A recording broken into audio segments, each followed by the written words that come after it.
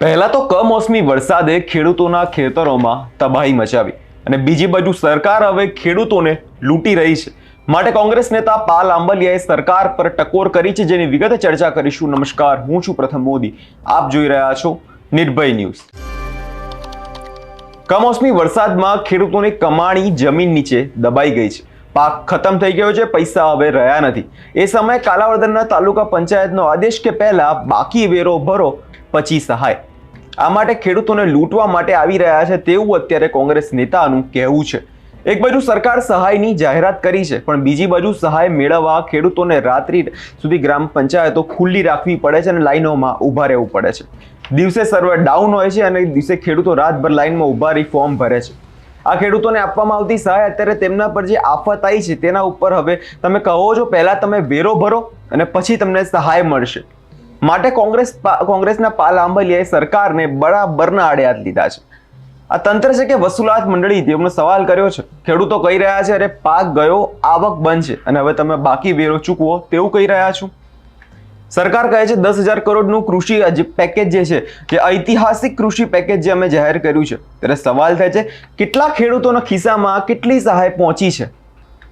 કારણ કે અત્યારે જોવા જઈએ તો 10,000 કરોડનું જે કૃષિ પેકેજ છે તે જોવા જઈએ તો હેક્ટર દીઠ ખેડૂતના ખિસ્સામાં 25,000 બી પૂરા નથી મળતા। તેવી વાત અત્યારે પાલ આંબલિયા કહી રહ્યા છે। સાંભળે પાલ આંબલિયાએ વધુમાં શું કહ્યું હતું।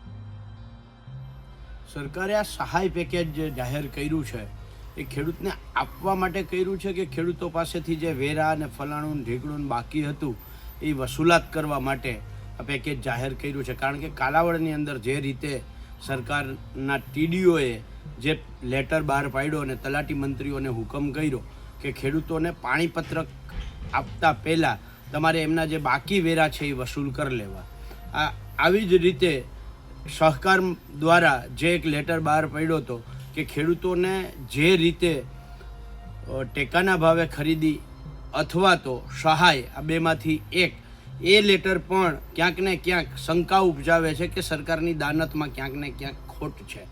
આ બંને લેટર જે છે એ સરકારે પરત ખેંચવા પડ્યા ખેડૂતોના વિરોધ પછી। પણ સવાલ એ છે કે આવા લેટર કાઢવા જ શું કામ પડે છે? એટલે બહુ સ્પષ્ટ થાય છે કે આ સરકારનો ઈરાદો છે એ ખેડૂતોને આપવાનો નથી। પહેલાં જે ખેડૂતોને હેક્ટરે 25,000 મળવાના હતા એ ઘટાડીને 22,000 કર્યા। 4 હેક્ટરનો લાભ મળવા પાત્ર જે નિયમ હતો એ ઘટાડીને 2 હેક્ટર કર્યો।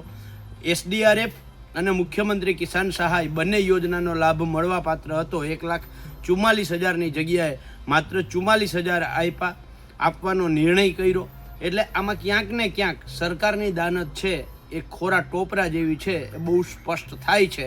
ખેડૂતોના વિરોધના પછી આ બંને લેટરો સરકારે પરત લીધા છે, પણ સવાલ એ છે કે જો દાનત સારી હોત તો આવા લેટર બનાવવા જ શા માટે પડ્યા હોત? સરકારે આ સહાય પેકેજ જે જાહેર કર્યું છે એ ખેડૂતને આપવા માટે કર્યું છે કે ખેડૂતો પાસેથી જે વેરા અને ફલાણું ઢીકણું બાકી હતું એ વસૂલાત કરવા માટે આ પેકેજ જાહેર કર્યું છે? કારણ કે કાલાવડની અંદર જે રીતે સરકારના ટીડીઓએ જે લેટર બહાર પાડ્યો અને તલાટી મંત્રીઓને હુકમ કર્યો કે ખેડૂતોને પાણીપત્રક આપતા પહેલાં તમારે એમના જે બાકી વેરા છે એ વસૂલ કરી લેવા, આવી જ રીતે સહકાર દ્વારા જે એક લેટર બહાર પાડ્યો હતો કે ખેડૂતોને જે રીતે ટેકાના ભાવે ખરીદી અથવા તો સહાય, આ બેમાંથી એક, એ લેટર પણ ક્યાંક ને ક્યાંક શંકા ઉપજાવે છે કે સરકારની દાનતમાં ક્યાંક ને ક્યાંક ખોટ છે। આ બંને લેટર જે છે એ સરકારે પરત ખેંચવા પડ્યા ખેડૂતોના વિરોધ પછી। પણ સવાલ એ છે કે આવા લેટર કાઢવા જ શું કામ પડે છે? એટલે બહુ સ્પષ્ટ થાય છે કે આ સરકારનો ઈરાદો છે એ ખેડૂતોને આપવાનો નથી। પહેલાં જે ખેડૂતોને હેક્ટરે 25,000 મળવાના હતા એ ઘટાડીને 22,000 કર્યા। 4 હેક્ટરનો લાભ મળવા પાત્ર જે નિયમ હતો એ ઘટાડીને 2 હેક્ટર કર્યો। SDRF અને મુખ્યમંત્રી કિસાન સહાય બંને યોજનાનો લાભ મળવા પાત્ર હતો 1,44,000ની જગ્યાએ માત્ર 44,000 આપવાનો નિર્ણય કર્યો। એટલે આમાં ક્યાંક ને ક્યાંક સરકારની દાનત છે એ ખોરા ટોપરા જેવી છે, એ બહુ સ્પષ્ટ થાય છે। ખેડૂતોના વિરોધના પછી આ બંને લેટરો સરકારે પરત લીધા છે, પણ સવાલ એ છે કે જો દાનત સારી હોત તો આવા લેટર બનાવવા જ શા માટે પડ્યા હોત? કાલાવડ તાલુકાના વિકાસ અધિકારીનો એક પરિપત્ર જે બહાર ફર્યો હતો તેમાં લખ્યું હતું કે 3 મહિનાથી આવક આવી નથી, બાકી વેરો ભરાયો નથી, તેથી સહાયના ફોર્મ લેવામાં આવે ત્યારે પહેલા બાકી વેરો ચૂકતો કરવામાં આવે. આ શું છે? કમોસમી વરસાદનું દુઃખ ઉઠાવતા ખેડૂતોની સામે દંડ વસૂલાત શરૂ કરી દીધી છે. ખેડૂતોના ખેતર હવે પાક બધો નષ્ટ થઈ ગયો છે. અત્યારે ખેડૂતોના ખિસ્સા ખાલી છે, તેમની પાસે પોતાનું 2 ટાઈમનું ભોજન જમવા માટેના પણ પૈસા આવે નથી અને તેમાં તમે આવી રાજનીતિ કરો છો. ખેડૂતના જે નેતા પાલ આંબલિયા કહી રહ્યા છે કે આ સહાય નથી, આ તો ખેડૂતોને છેતરવામાં આવતી નવી રીત છે. વેરો વસૂલાત કરીને સહાય જપ્ત કરવી હોય તેમાં સરકાર તંત્રનો ઉપયોગ કરી રહી છે. સવાલ ત્યારે સરકારે જે સહાય જાહેર કરી છે ખેડૂતો સુધી ક્યારે પહોંચશે તે માટે પોર્ટલ જે બહાર પાડવાનું છે પરિપત્ર અને જે શરતો જે મૂકવામાં આવી છે તેમાં ખેડૂતોને અત્યારે તેમાં ભારે નુકસાન થઈ રહ્યું છે. ખેડૂતને સહાય જોઈએ છે, તેમનો પાક ગયો છે, પૈસા રહ્યા નથી અને હવે સહાયમાં પણ તમે વેરો સામે બંધક રાખવામાં આવી રહ્યા છો.